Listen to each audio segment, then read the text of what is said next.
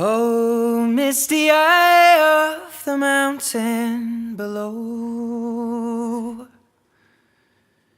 keep careful watch of my brother's souls.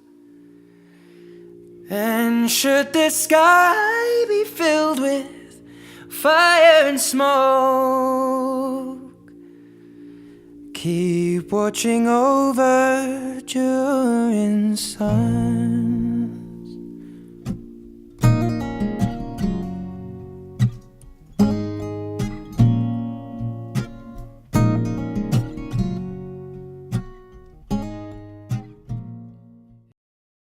Hey there, nation. Welcome to the show where we help you to play miniatures wargaming on a budget. It is I, Commander CheapSkate, and we are back with another edition of An Axe to Grind. This is our series of videos that are dedicated to the creation as well as painting of our studio's Dwarf Army. And as you can see, the army is much more larger than it was in previous episodes because now we've fully completed painting up all the infantry forces for our Dwarf Army. So today we're going to talk about the new units that we've added to this army, talked about the design concept we went from making those units, as well as the paint schemes, as well as the narrative background for each of the units. So without any further ado, let's go ahead and get this video on a roll. Alright, so the last time we talked about this army, we covered about 2,000 points of the army that was fully completed upward. We also talked about this army. This army is called the Feldhold Nation. It's supposed to represent that these armies, as units, are different clans that were defeated back in the past of the different dwarven holds, and they've allied themselves together in order to, get retribution and to go on a crusade of revenge against the enemies of the Warhammer Fantasy world. Last time we talked about Ivar Bodison as well as Clan Roadstalker. We talked about Yorick Shattershield, the Battle Standard Bearer. We also talked about Ragnar the Spellbreaker, that is our resident runesmith. We also talked about Clan Ysmir the Vengeful, which was, Clan Ysmir the Vengeful, which is a unit of 18 Quarrelers. We talked about Clan Eld, which is the 4 war machines that we have as well. We also talked about Clan Ysmir the Fallen Dragonbacks, which is our Thunderers. And now our two latest units that we've accomplished is this unit of 20, which is over here on the right hand side, as well as this unit of 20 on the left-hand side of the army. So we're going to talk about these new additions to the army and the background that they have as well. So let's go and start off this unit real quick. Over here we have our unit is called Clan Stormcloak, the Brotherhood of Viola is her name. This is a unit of 20 hammerers that we could use for our games, or we could also make into a unit of 20 longbeards armed with great weapons as well. As you can see, it came out really, really nice as well as really colorful. Really like the way that these guys came out as well. If you'll notice, a vast majority of these miniatures are from the old dwarf sets for dwarf warriors. As you could also see as well, this unit also has masks for the most part. As you can see, a lot of these guys have masks on their helmet as well. And we decided to run these guys either longbeards, or in my case, I'm going to proxy them as dwarf hammers. Now, you're probably wondering, why are you running these guys as dwarf hammers when they're all armed with axes? Well, hammers are cool, and ever since the 4th edition of Warhammer Fantasy, when I was playing these guys, I thought the hammers had really great stats. I also thought they were really cool narratively as being like the bodyguards for dwarf lords and dwarf kings in the past. But the only problem I ever had with them as a unit is that they use hammers as their weapon, alright? Because for me, whenever I think of dwarves, the first thing I think of a dwarf carrying is not a hammer, but an actual axe is what I imagine them carrying, alright? So because of that, I kind of made these guys a little bit different by making them all carrying great axes, because I think that dwarves would use that instead of hammer. I mean, you can do a lot more things with a axe than you could a hammer in combat. You could use it to chop up your opponents, chop down doors, chop down wood, chop down fortifications and stuff. So it just kind of works out a lot more. And the reason why these guys are called the Brotherhood of Valaya is because if I was running this as a hammer, that would be their standard they would use for their runic banner, which would be the Master Root of Viola to give them +2 Dispel. As you can see, we also painted these guys up in a purple color tone we went with. So we went with lighter purple on the cloth, dark purple for the armor, as well as the shields. As you can see, the same kind of copper look we decided to go with the helmets. As you can see, we went for a darker reddish copperish color that we went for all the helms on these guys. Just kind of like how we did for the Thunderers.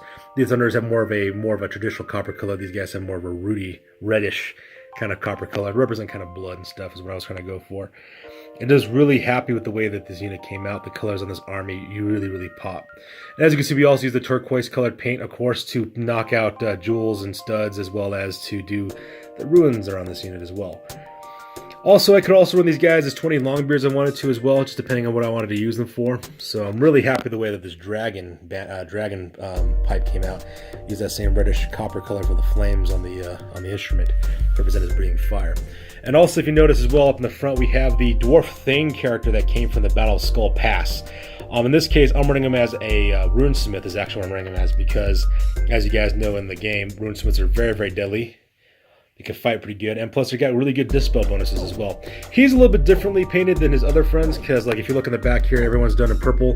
This guy's done in kind of like ivory and cream colors, and he's also got a green cloak instead of purple. And the reason why I did that is because my other runesmith, which is this model here, he's also got a green cloak too. So I figured that'd be like a good color to show the fact that he is also a runesmith. And that is the Clan Stormcloak, the Brotherhood of Valaya.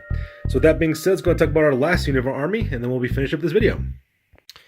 Alright, and the very last unit that we painted up, of course, is Joseph Bugman, as well as Bugman's Rangers. So that's what this unit is of here. It's 20 Dwarf Warriors. I basically just took a combination of leftover Dwarf Warriors that I had, as well as Quarrelers, as well as these Miners from the Battle of Skull Pass.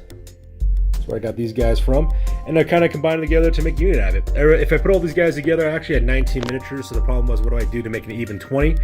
And so I decided to do a little bit of conversion work with Joseph Bugman here. So you can see this is the classic pewter Joseph Bugman miniature that's been the same miniature since the 4th edition of Warhammer Fantasy Battle. I got this guy a long time ago, back in the mid-90s actually. I just bought it because I thought the miniature looked really cool as well. And to help make up the fact that I only had 19 miniatures, I decided to mount him on twin kegs. As you can see there, we got 2 kegs. I believe the one on the left is from an Ogre's kit, and the one on the right is from the Empire. Well, it's definitely from the Empire because you can see the Iron Cross at the skull, but that's pretty much what I decided to go with for these guys. And as you can see, I got Dwarf Miner miniatures from the Battle of Skull Pass with the command group. I also got a couple of miners located inside of it. And then, of course, I just filled the rest of the unit with Dwarf Warriors and Quarrelers and stuff, armed with great axes. I also have a couple with tomahawks, or hatchets that they can throw as well, because Dwarf Rangers are armed with crossbows, great weapons, as well as hand weapons and throwing axes. Also have a couple of great axe-wielding miniatures. I also got some armed with just hand weapons and shield. And that's where this unit came from. Now, as you can see, I also painted with a blue color scheme because ever since the 4th edition of Warhammer Fantasy, the bluish color was what the dwarves were wearing for the Bugman's Rangers. And so I just kind of kept that throughout the entire unit. As you can see, their chainmail is kind of like a goldish color for the chainmail, as you can see. The reason why is because I wanted to make it a little bit different to represent it like a different elite unit. I also did exactly the same thing with the hammers backslash Longbeards. I kept their armor a golden color, bronzish color, to make it look like they're a little bit different than the average troops. So I could either run these guys as Rangers if I wanted to. I could also run Joseph Bugman as a dwarf on shield bearers because, he's just standing on his kegs is all to make it look like he's being carried up by something. I could also run him as Longbeards or whatever I want for the army because that's the idea behind it. And the nice thing is about it too is if I took this unit here as well as the unit of the Stormcloaks and put them together, I could actually make a whole brick of 40 warriors of whatever I wanted them to be to make it look like really colorful and stuff. So you can see the really fun part about this army was the miners. I love painting these candles on the top of their helmets. I like how the candles have melted into their helmets. I painted those a bright magenta and dry brushed them with pink, and then picked up the flames in yellow. As you can see, we have the same matching colors of turquoise. Same thing with these guys. I decided to keep the reddish copper color that I used on the helmets of the Longbeards unit that I did, and rimmed them in silver because I just thought that color really popped. And of course, I'm a big fan of bright colors, so because I use kind of like a light storm gray, bluish gray for the cloth, and then the bright blue for the armor as well as for the wrappings to make it really pop. And I also, of course, pick up the runes and the gemstones in turquoise because that's just the way it is. I'm really happy with the way that Joseph Bugman came out. I'm just really happy, especially with the dry brushing job I did on the beard. I thought it was just really, really nice as well. So yeah, as you can see, brightly colored. This entire army is pretty much completed. I just have to do one more miniature to finally finish it up, and that is to paint up my gyro bomber. And like I said before in previous videos, the problem with dwarves is that if you let yourself just go crazy with the metallic colors, your army can come out kind of monochromatic, which is using silvers and golds primarily for an army. But this one is very, very brightly colored, and as I've said before multiple times in previous videos on my armies, I'm a fan of big, bright, bold colors. And so I think it did a pretty good job, keeping it kind of colorful in spite of all the metal that these guys would be rocking. This is by far the most metallic, heavy army that I've ever painted. But I'm just really happy with the way that it turned out.